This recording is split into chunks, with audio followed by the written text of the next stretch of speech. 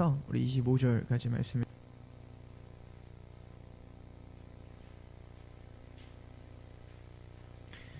출애굽기 7장 14절에서 우리 25절까지 말씀. 출애굽기 7장 14절에서 25절 우리 같이 봉독할까요? 시작. 여호와께서 모세에게 이르시되 바로의 마음이 완강하여 백성 보내기를 거절하는도다.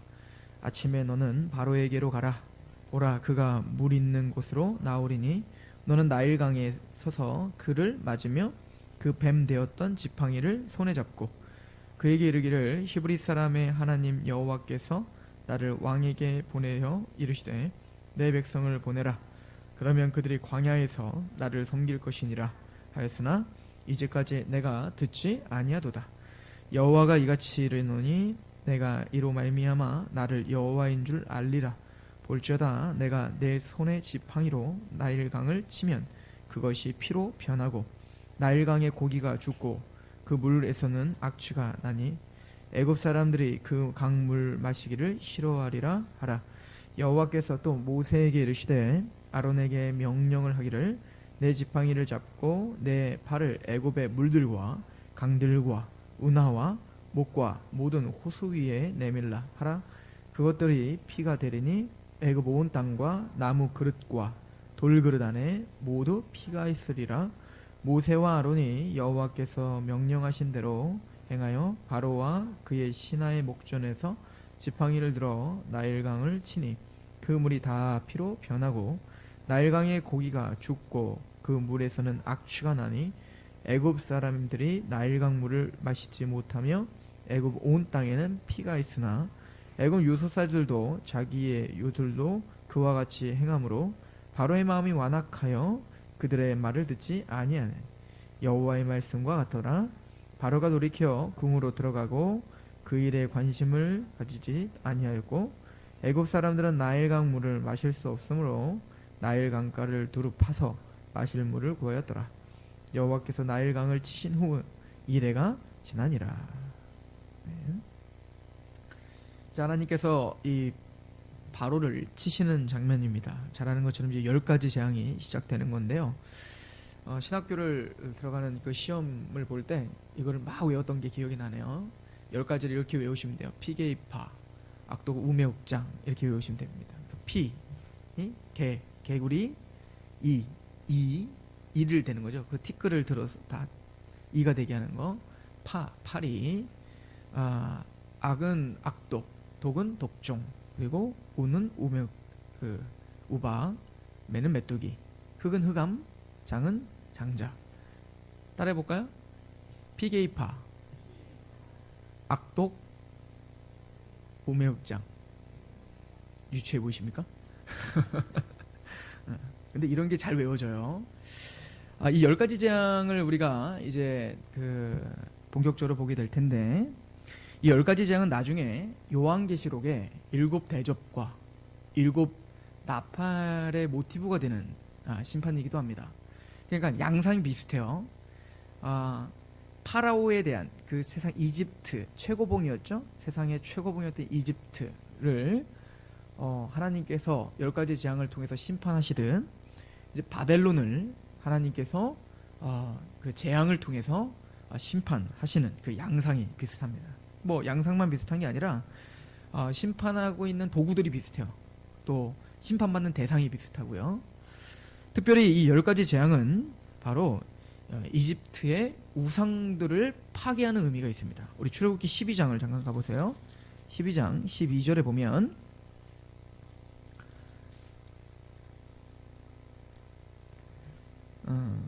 내가 그 밤에 애굽 땅에 두루 다니며 사람이나 짐승을 막론하고 애굽 땅에 있는 모든 처음 난 것을 다 치고 애굽의 모든 신을 내가 심판하리라. 나는 여호와라. 그래서 이 10가지 재앙은 바로 애굽이 섬기고 있었던 신을 치는 겁니다. 너희들이 믿고 있는 그 우상, 너희들이 믿고 있는, 너희가 의지하고 있는 그것이 얼마나 헛된 것인지를 하나님이 들어서 보여주고 있는 거죠. 자, 예를 들어서 오늘 첫 번째 재앙인 피의 재앙, 즉 어디에 피가 생긴 거죠? 나일강에 피가 생긴 거예요. 그들은 이 나일강이 자신들에게 생명을 주는 젖줄이라고 생각했다고요. 그 나일강이 범람한단 말이에요. 이 나일강이 이제 막 우기가 되면 막 범람을 하고요. 범람을 하면 사람들은 이제 그 시기를 아니까 다 피신해 있죠. 그러면은 그 나일강 주변이 다 물에 잠기는 겁니다. 그러다가 또 물이 확 빠져요. 그러면 그 땅이 어떻게 될까요? 비옥한 땅이 되죠. 거기서 이제 곡식도 심고 거기서 이제 농사가 일어나는 거예요. 그러니까 이 나일강은 우리에게 어떻게 보면 생명도 주고 또 이렇게 곡식도 주는, 풍요를 주는 신처럼 여겼던 그 나일강을 치시는 거죠. 그러니까 그 나일강을 피로 변하게 하여 막 악취가 나고 피가 변하여 거기에 생물이 살지 못하게 하는 그런, 이 나일강 자체가 생명이 아니라 하나님께서 그 생명을 걷어가시면 나일강은 아무것도 아니다. 나일강은 피로 변하여 저주가 된다 라고 하는 것을 하나님 보여주는 거라고요.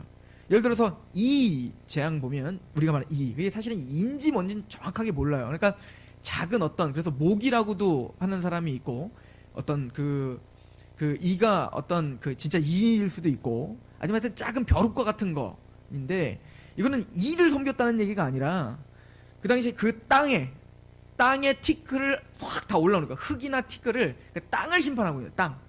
그 땅의 모든 티끌을 다 뭘로 바꿔버린 거예요? 이로 바꿔버린 거예요. 한꺼번에 막 그 날파리처럼 이 모든 먼지들이, 이 모든 땅에 있는 흙들이 확 붕 뜨더니 막 이가 되고 막 모기가 되고 날파리가 된다고 생각해 보세요. 얼마나 겁나겠냐 말입니다. 그러니까 이 땅이 너희에게 너희 토대를 받게 해주고, 이 땅이 너희에게 식물을 주고, 이 땅이 너희에게 생명을 주는 게 아니야.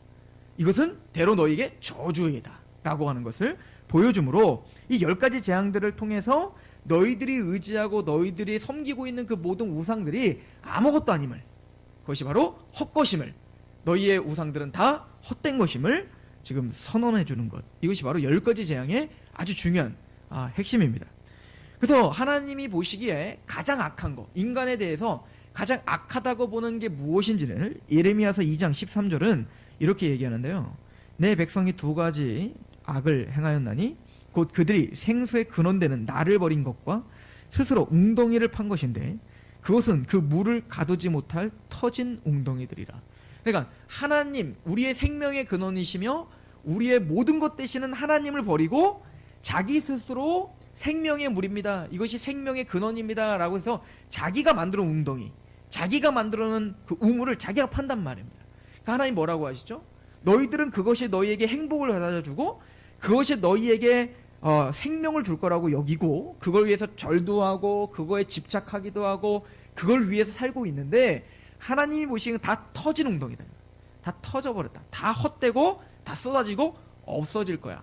그러니까 이집트에 대해서 그 모든 우상들, 즉 나일강이든 땅이든 장자든 무엇이든 너희가 의지하는 그게 영원할 것 같으냐? 하나님이 일반 은총을 걷어가시니 어떻게 되죠? 그 모든 것이 저주가 되더라는 거죠.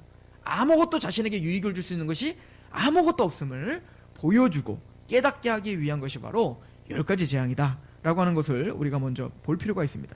이런 심상을 가지고 우리가 요한계시록을 바라보면 일곱 대접, 7나팔을 보실 때 거기 보시면 똑같아요. 바다를 심판하죠. 바다가 3분의 1, 나팔은 바다가 3분의 1이 없어지고, 그리고 땅이 3분의 1이, 땅 위에 사는 3분의 1이 다 죽어버리고, 또 그 강들, 민물이죠. 그 강들, 마실 수 있는 모든 강들도 다 3분의 1이 없어지고. 근데 나중에 보면 대접 심판은 3분의 1이 아니라 완전 다 초토화당해요.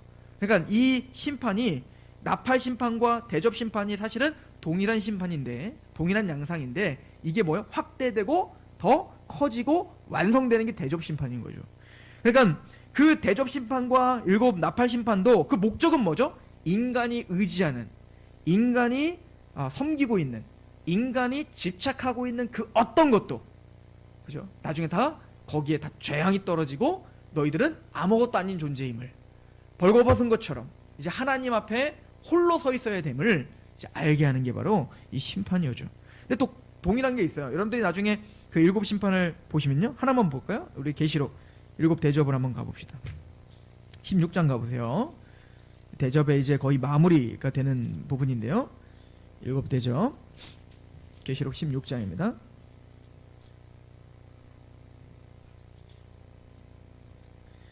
요한계시록 16장이죠. 그래서 이제 16장 그 2절을 보시면 첫째 천사가 가서 그 대접을 땅에 소돔에 짐승의 표를 받은 사람들과 그 우상에 경배하는 자들에게 악하고 독한 종기, 이것도 10가지 재앙 중에 있었던 거죠.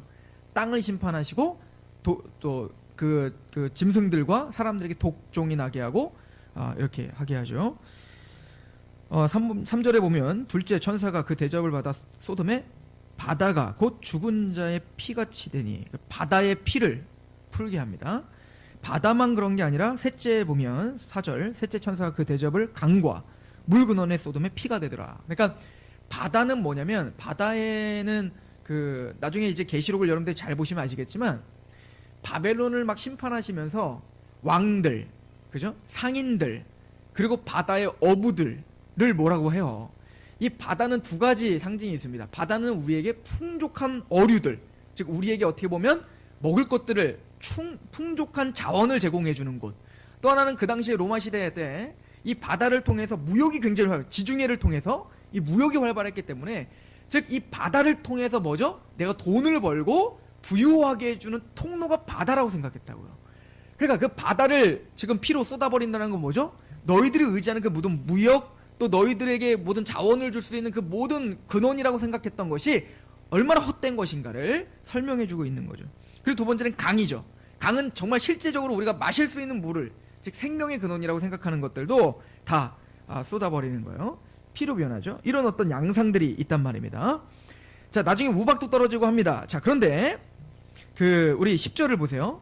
또 다섯째 천사가 그 대접을 짐승의 왕좌에 쏟으니 그 나라가 곧 어두워지며 사람들이 아파서 이건 흑암이죠. 흑암이 있게 하는 거예요. 11절 아픈 것과 종기로 말미암아 하나님의 하늘의 하나님을 비방하고 그들의 행위를 회개하지 않다. 누구 같죠? 바로 같죠. 파라오가 그렇죠. 그런 10가지 재앙을 통해서 어마어마하게 두려워하여 막 처음에는 겁나가지고 모세에게 야 떠나 막 그렇게 했다가 좀 떠나면 어때요? 마음 바뀌어갖고 막 쫓아가고 끝까지 회개하지 않더라는 거예요. 근데 그 파라오만 그런 게 아니라 마지막 심판 때도 똑같더라 라고 하는 것이죠. 그래서 그렇게 아프고 그렇게 고통을 당하면 회개해야 되는데 회개하지 않고 더 악하여 하나님을 어떻게 한대요? 비방하죠. 여기 보니까 아픈 것과 종기로 말미암아 하나님을 비방하여 그들의 행위를 회개하지 않더라. 자, 하나님이 이제는 최종적으로 아주 어마무시한 진노를 내립니다. 17절 일곱째 천사가 그 대접을 공중에 쏟음에 그 음성이 성전에서 보호자로부터 나서 이르되 되었다. 뭐가 됐을까요? 이제 모든 심판이 마무리입니다. 이제는 최종적인 그 두려운 심판이 끝났다 하는 거예요. 완성됐다. 18절 번개와 음성들과 우레소리가 있고 또 큰 지진이 있어 얼마나 큰지 사람이 땅에 있어 온 이래로 이 같은 큰 지진이 없었더라. 큰 성이 세 갈래로 갈라지고 만국의 성들도 무너지니 큰 성 바벨론이 하나님 앞에서 기억하신 바 되어 그의 맹렬한 진노의 포도주 잔을 받았어요. 각 섬도 없어지고 산악도 간 데가 없어요. 그러니까 하나님의 그 진노가 모든 산지를 다 평탄케 해버렸죠. 그 높아진 마음을 다 부셔버리고. 그리고 이 세상에 가장 두려운 심판일 겁니다. 자, 그런데 그들은 어떻게 하죠? 27절 같이 읽어볼까요? 시작.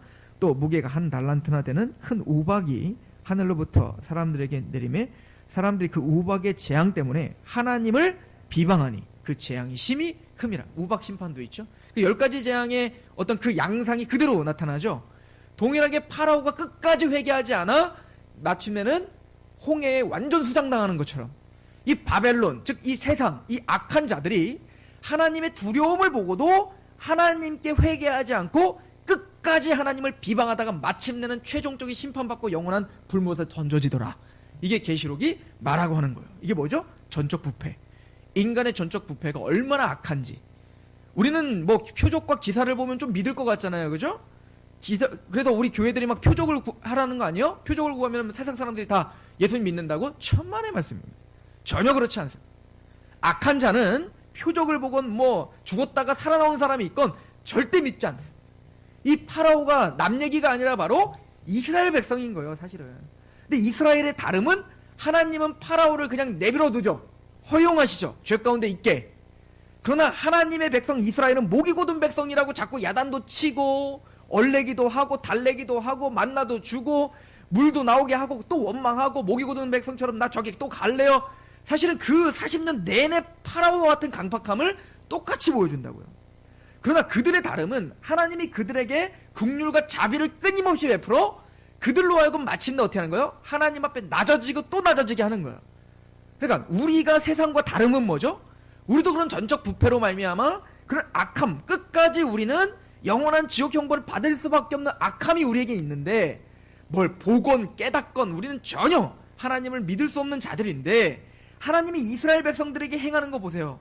하나님 가기 싫다는 사람들 막 40년 400년 동안 그 종로로 타는 것 때문에 힘들게 하여서 하나님의 약속을 기억하게 하시고, 그래서 끝끝내 가서 홍해 갈라질 때는 그 정도 됐으면 알아야 되는데 10가지 재앙을 받던 이스라엘이 홍해 앞에서 또 겁나가지고 우리 여기서 죽이려고 합니까? 라고 또 원망하고, 그럼 그들을 또 얼레고 냅둬, 니들은 잠잠하라, 하나님이 하시는 일을 봐라. 그러면 홍해를 갈라서 갔더니 물 안 나온다고 뭐라고 했었고, 또 물 줬더니 좀 이따가 엘림 있으니까 아유 괜히 우리가 거기서 막 원망했네. 그러고 갔더니 배고프니까 하나님 왜 밥 안 줘요? 그냥 만나주니까 막 고기 먹고 싶어요. 끊임없이 원망하고 끊임없이 하나님을 대적하는 이스라엘들. 그러나 하나님은 그들을 얼레고 달래고 때리고 혼내고 마침내는 가나안까지 데리고 가시는 거예요. 그냥 파라오와 우리의 다름은 우리는 은혜를 입었더라요. 창세기 6장에 보면 노아의 방주 이야기가 나오죠.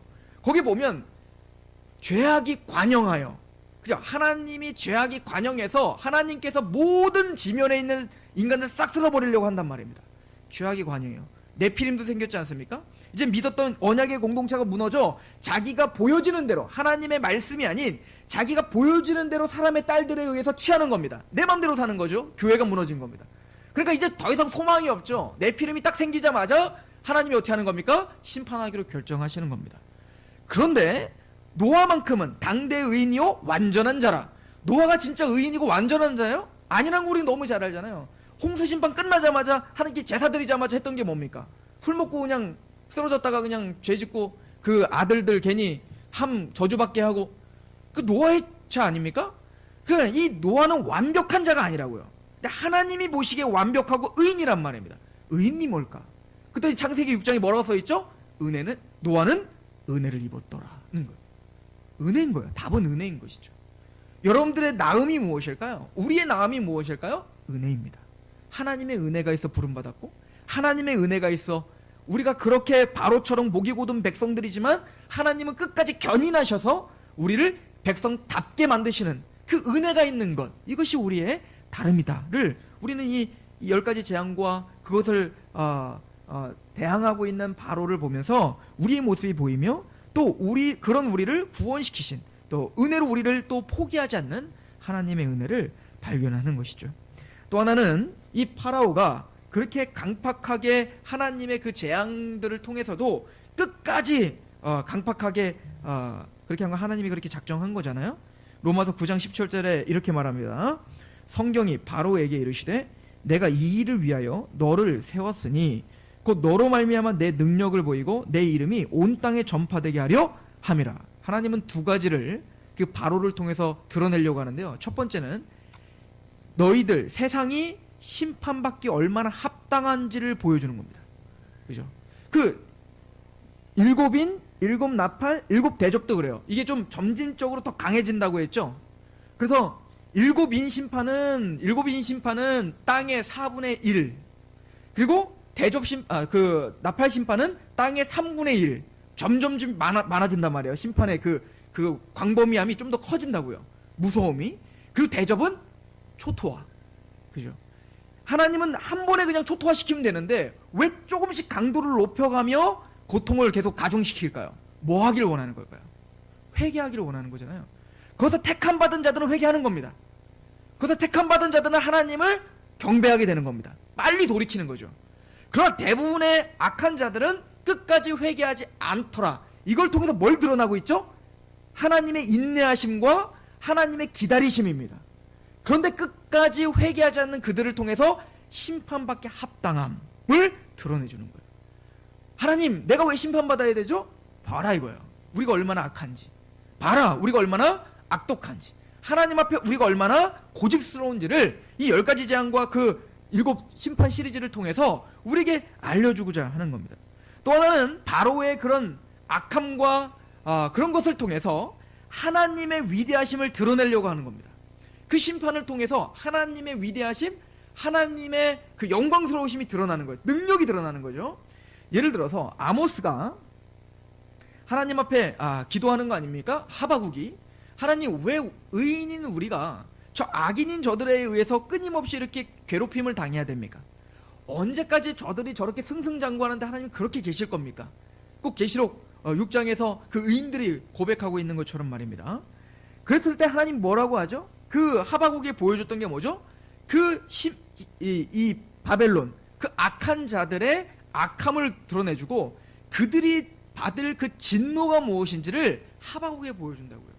그때 하바국이 하나님께 고백한 게 뭘까요? 그 원망 많았던, 왜 구원받은 우리는 이럽니까? 쟤네는 저렇게 잘 살고, 원망했던 하바국이 갑자기 하나님께 회개하며 뭐라고 이야기합니까? 진노 중이라도 긍휼을 잊지 마십시오. 하나님, 우리는 다 긍휼이 필요한 사람이군요. 하나님, 의인은 어떤 상황이 바뀜으로 사는 게 아니라 의인은 믿음으로 말미암아 사는 거군요. 예수님을 믿고 하나님의 약속을 믿는 게 얼마나 큰 복인 줄 알게 되었습니다. 무화과 나뭇잎이 열매가 다 없고 수출이 없고 소출이 없고 또 외양간의 모든 소들이 없어지고, 그래도 난 주 여호와 하나님으로 만족하겠습니다. 하나님을 아는 것이 얼마나 귀한 것이고 하나님을 아는 것이 얼마나 은혜인지를, 또 그 악한 자가 어떤 큰 보응을 받을지를 보여줌으로 하나님의 영광, 하나님의 능력을 드러내 주신다라고 하는 것을 우리는 볼 수가 있겠죠. 그러나 무엇보다도 제일 중요한 것은 이 10가지 재앙을 통해서 바로 우상의 헛됨, 또 인간이 집착하며 사랑하는 것이 얼마나 우리를 공허하게 하는지를 보여주는 것이죠. 특별히 첫 번째 재앙이 바로 이 나일강을 피로 변하게 하는 것은 이집트에게는 굉장히 큰 충격적인 사건입니다. 아까도 말했지만 나일강은 바로 그들에게 생명을 주는 강이라고 생각했기 때문에 그렇죠. 그 나일강으로부터 곡식이 나고, 그 나일강으로부터 물을 마시고, 그 나일강으로부터 씻을 수 있고, 그 나일강으로부터 모든 게 된다고요. 그러니까 모든 문명은 강을 중심으로 된다고요. 그죠? 그래서 이 나일강을 통해서 이집트 문명이 정말 시작된 거잖아요. 저는 이 말씀을 보면서 갑자기 생각났던 말씀이 있어요. 그 나일강이 피로 변하잖아요. 피로 변해서 어떤 일이 벌어지죠? 여기 한번 읽어볼게요. 우리 출애굽기 7장을 한번 가보시면 17절에 여호와가 이같이 이르노니 내가 이 이로 말미암아 나를 여호와인 줄 알리라. 볼지어다 내가 내 손에 지팡이로 나일강을 치면 그것이 피로 변하고 나일강에 고기가 죽고 그 물에서는 악취가 나리니 애굽 사람들이 그 강 물 마시기를 싫어하리라. 이게 무슨 얘기일까요? 너희가 의지하는 그 우상이 얼마나 더럽고 얼마나 악취가 나는지. 나일강이 더럽다는 얘기 아니에요. 그런 하나님이 주신 은혜를, 나일강은 은혜잖아요. 하나님이 주신 일반 은총을 우상으로 바꾸는 그 죄악이 얼마나 더러운지를 나일강을 오염시켜서 악취가 나게 해서 깨닫게 하고 싶은 것이죠. 이거와 반대적인 사건이 있었는데 그게 바로 열왕기 하에 있습니다. 여호수아서에 보면 하나님께서 여리고성을 무너뜨리시잖아요. 우리가 잘 아는 거죠. 여리고성은 바로 바벨론과 이집트와 가인이 쌓은 성과 같은 그 반열에 있는 어떤 세상의 어떤 최고봉을 상징하는 성이거든요. 난공불락의 성. 이 여리고성을 무너뜨릴 수가 없어요. 그것도 게다가 이 이집트에서 400년 동안 노예로 있다가, 그래 그 40년 광야 동안 거의 사실은 뭐 마리주와 유랑생활이지 그냥 거의 거지처럼 살았던 이 이스라엘 백성들이 그렇지는 않습니다. 하나님이 불기둥과 구름기둥과, 죄송합니다, 하나님이 만나를 주셨고 그리고 풍요롭게 사셨죠. 네, 맞습니다. 하나님의 은혜 가운데 살았지만 여리고 사람들이 보기에는 정말 아무것도 아니죠. 변변찮은 뭐 무기가 있습니까? 군사훈련을 받았습니까? 근데 여리고성은 그 어떤 나라들도 감히 쓰러뜨릴 수 없었던 성이었단 말이에요. 그들이 얼마나 의시되고 있고 얼마나 얕잡아 봤겠어요. 그들이 얼마나 교만했겠냔 말입니다. 이것이 바로 죄성을 표현하는 거예요. 가인이 에녹성을 쌓고 자기 아들의 이름을 드높인 것처럼 그렇게 그런 문명을 일으켜놓고 얼마나 하나님이 아닌 인간을 영원롭게 하고 사치했겠습니까? 그리고 없는 자들을 얼마나 괄시하고 그들을 끌어다가 노예로 삼았겠냔 말이에요. 이게 인간사 아닙니까? 그런데 이 여리고성을 하나님이 한순간 무너뜨려 버립니다. 하나님의 은혜로 말이죠. 그리고는 하나님이 명령하는 게 있습니다. 이 여리고성을 다시 세우면 안 된다. 세우는 자는 장자가 죽고 차자가 죽는다 라고 예언을 합니다. 그런데 그 예언에 또 그렇게 예언이 있으면 꼭 그렇게 하는 사람이 있죠. 그죠? 우리 열왕기 상을 보겠습니다. 열왕기상 16장입니다.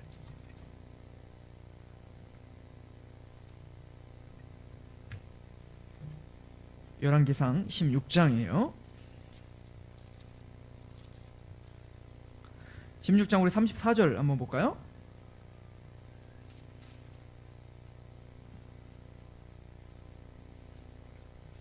우리 같이 한번 읽어보겠습니다. 시작. 그 시대에 베델 사람 히엘이 여리고를 건축하였는데 그가 그 터를 쌓을 때에 맏아들 아비림을 잃었고 그 성문을 세울 때에 막내 아들 수굽을 잃었으니 여호와께서 눈의 아들 여호수아를 통하여 하신 말씀과 같이 되었더라. 이 열왕기상 이때 아합 시대였어요. 아합 시대. 이 그 죄악이 아주 관영했던. 그래서 종교혼합주의가 말로는 하나님을 섬긴다고 해놓고는 그의 모든 방법과 목적을 다 바알 숭배를 하고 있었던 우상숭배 지역 이 시절에 아합 시절에 여리고성을 쌓은 겁니다. 그래서 그 예언대로 어떻게 했어요? 장자가 죽고 차자가 죽었다고요.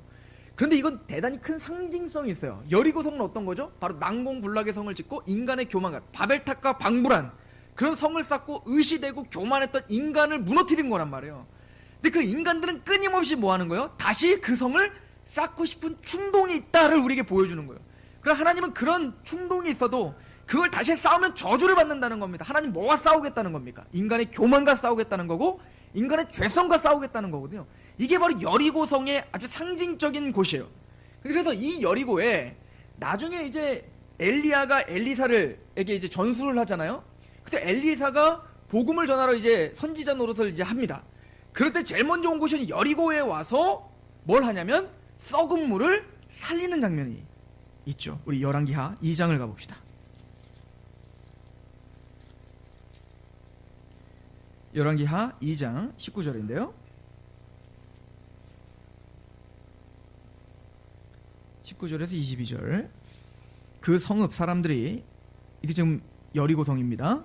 그 성읍 사람들 엘리사에게 말하되 우리 주인께서 보시는 바와 같이 이 성읍의 위치는 좋으나 물이 나쁨으로 토산이 익지 못하고 떨어지나이다. 엘리사가 이르되 내 새 그릇에 소금을 담아 내게로 가져오라 하매 곧 가져온지라. 엘리사가 물 근원으로 나아가서 소금물을 그 가운데 던지며 이르되 여호와의 말씀이 내가 이 물을 고쳤으니 이로부터 다시는 죽음이나 열매 맺지 못함이 없을지니라 하셨느니라 하니 그 물이 엘리사가 한 말과 같이 고쳐져서 오늘에 이르렀느니라. 왜 여리고성일까요? 왜 여리고성에서 엘리사가 이 일을 했을까요? 여리고성은 바로 그런 상징성이 있기 때문에 그런 겁니다. 그 교만, 하나님이 무너뜨렸던 그곳을 또 쌓으려고 했던 그곳, 그래서 장자가 죽고 차자가 죽었던 그 저주의 곳, 그곳의 물이 뭐예요? 썩어 그 물이 생명을 줄 수 없게 되는 거예요. 생명을 주는 게 아니라 대로 그것 때문에 생명이 죽는 역사가 일어나는 거예요. 그곳에 하나님은 그런 그 여리고성에 있는 그 물을 치유하시기 위하여 엘리사를 보낸 거죠. 그리고 엘리사를 통해서 드디어 하나님은 그 물을 치유하셔서 다시 생명의 근원으로 재기능을 할 수 있도록 도와주시고 은혜를 베풀어 주세요. 뭐를 뿌리죠? 소금을 뿌립니다. 이 소금은 바로 언약을 상징하는 거란 말이에요. 그래서 민수기 18장 19절에 소금 언약, 즉 소금에는 그 변하지 않음, 신실하심이라고 하는 상징성이 있다고요. 그러니까 그렇게 썩어서 교만하고 그 죄성이 농후한 그 썩어서 이제 생명을 살리는 게 아니라 사람을 죽일 수밖에 없는 그런 죄악된 곳에 엘리사라는 하나님의 언약을 들고 있는 엘리사가 와서 소금을 뿌리는 겁니다. 그리고는 그 물을 살리는 거죠. 바로 그게 바로 예수 그리스도의 복음인 거예요. 우리가 다 그렇게 썩어있는 피로 그렇게 변해서 악취가 나고 그리고 우리를 만나는 사람마다 생명이 살리는 게 아니라 우리를 만나면 상처받고 죽을 수밖에 없는 그런 죽어있는 우물인 우리에게 복음의 언약이 선포되고 예수 그리스도를 통해서 우리는 회복되어 살아있는 생명물이 되는 거죠. 그래서 우리의 구원받은 하나님의 백성들의 너의 배에서 생수의 강이 넘치리라. 그 성령님이 너희에게 이제 역사하여 이젠 복음의 빛이 생명의 빛이 너희를 통해서 우물물이 되어서 복의 근원이 될 것이다 라고 하는 말씀과 우리가 연결지어서 본다면 이 피로 애굽의 나일강을 피로 변하게 한 그 의미를 우리는 조금 더 잘 이해할 수 있게 되겠죠. 하나님은 나일강 그 죄악된 교만이 우상이 참된 신이 아니다. 내가 참된 신이고 나만이 너희에게 생명의 물을 줄 수 있고 나만이, 나의 언약만이 너희를 생명의 우물로 바꿀 수 있는 능력이다를 보여주려고 하는 거겠죠. 그래서 새하늘과 새 땅에는 하나님의 보좌와 어린 양으로부터 흘러나오는 생명수가 넘치는 거예요. 오직 하나님과 어린 양만이 우리에게 참된 영원한 생명을 줄 수 있는 생명수시기 때문입니다. 어찌 보면 이 나일강의 피로 변함을 통해서 너희의 진짜 생명의 근원이 무엇이냐, 너희가 지금 집착하고 있는 것은 뭐냐, 너희가 하나님보다 더 우선순위로 생각하는 것이 뭐냐, 이것을 우리에게 진지하게 하나님께서 물어보고 있는지도 모르겠습니다. 오늘 출애굽기 다시 한번 7장을 가보시면 이제 이 파라오와 그 이집트 백성들의 근데 이 태도를 보면 이 죄인들의 태도를 우리가 또 같이 볼 수가 있습니다. 다시 한번 가볼까요? 7장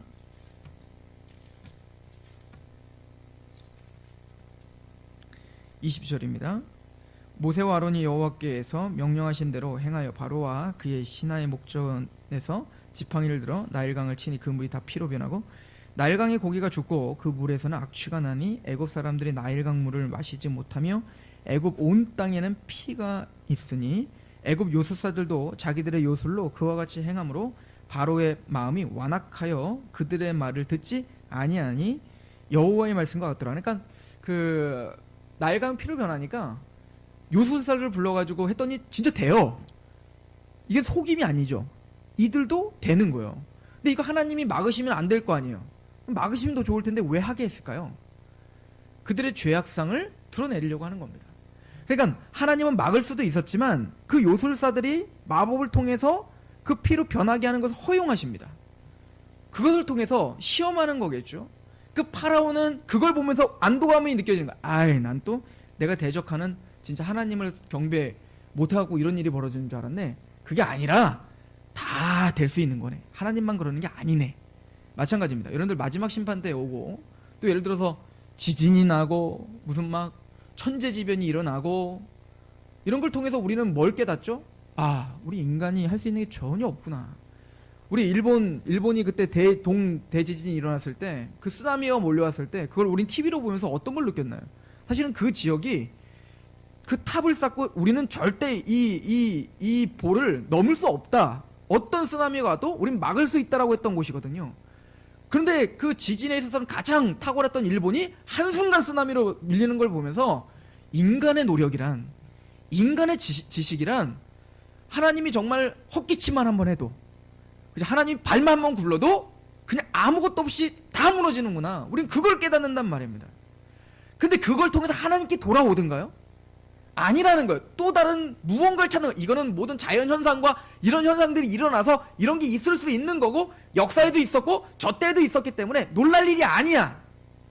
하나님께 돌아오지를 못해요. 단지 어떻게 하면 이 난국을 타개할 수 있을까에 대해서, 그럼 좀 더 높게 짓지 뭐. 앞으로 그냥 원래는 더 높게 지려고 했는데 못 높게 짓을 거니까 우리 과학을 더 발달해서 더 높게 짓자. 그리고 우리 그 지진 설계를 할 때 더 강화해서 짓자. 어떤 지진이 와도 또 끄떡 없게. 이렇게 되는 거죠. 인간들은 어떤 그 두려움과 공포가 왔을 때 하나님은 하나님 앞에 자신의 아무것도 아님을 고백하고 구복하길 원하시는데 인간들은 끊임없이 다른 것을 찾고 변명할 의지들을, 뭔가를 찾으려고 하는 거예요. 그래서 보면 파라오는 그 요술사를 불러서 되니까 난 또 하나님한테 깜짝 놀랐다니까 하나님만 하는 줄 알고 그렇게 변명을 할 뿐만 아니라 그 이집트 사람들, 이 왕이 이러니까 이집트 사람들 다 어떻게 하죠? 23절, 바로가 돌이켜 궁으로 들어가고 그 일에 관심을 가지지도 않아요. 하나님의 음성을 들을 생각도 없죠. 그리고 애굽 사람들은 나일 강물을 마실 수 없으므로 나일 강가를 두루 파서 마실 물을 구합니다. 하나님이 이것도 막을 수 있잖아요. 팠더니 또 피가 나오더라. 이러면 되는데 하나님 그냥 내버려 두십니다. 뭘 보는가요? 너희들이 그렇다는 것이죠. 그렇게 하나님이 피로 변하여 회개케 하기 위하면, 하나님 피로 변하게 하셨나요? 그러십시오. 난 또 파서 내가 우물 파면 됩니다. 하나님 안 무서워요. 내가 너를 말씀 가운데 있지 않으면 넌 지옥 보낼 거야. 그러십시오. 난 내 주먹을 믿으니까. 그러거나 말거나 마음 약한 사람이라 그러는 거지 모든 종교 다 그런 얘기 하대. 뭐 천국 있고 극락 있고 뭐 그런 얘기 하대. 난 하나님만 그러는 줄 알았는데 아니더라고요. 그리고 관심도 갖지 않는 겁니다. 그리고 보세요. 내가 팠더니 나오잖아요. 하나님 안 믿었더니 나 잘 되는데요? 이게 뭐죠? 죄악됨. 하나님의 그 강팍함, 하나님에 대항하는 마음을 이야기합니다. 우리 오바댜를 읽고 오늘 말씀 마칩시다. 오바댜서 1장입니다. 하나님은 이집트의 파라오에게 전쟁을 선포한 것처럼 또 바벨론과 세상에 대한 전쟁을 선포한 것처럼 이 에돔, 하나님의 장자 축복을 경홀히 여겼던 에서의 종족, 하나님의 약속을 경홀히 여겼던 그 에돔을 향해서 전쟁을 선포하시죠. 이게 바로 오바댜입니다. 오바댜 1장 1절. 오바댜의 몫이라 주 여호와께서 에돔에 대하여 이와 같이 말씀하시나. 에돔, 붉은 자라는 뜻입니다. 하나님의 약속보다 팥죽 한 그릇이 더 중하게 여기는 자, 이 에돔이요, 붉은 자.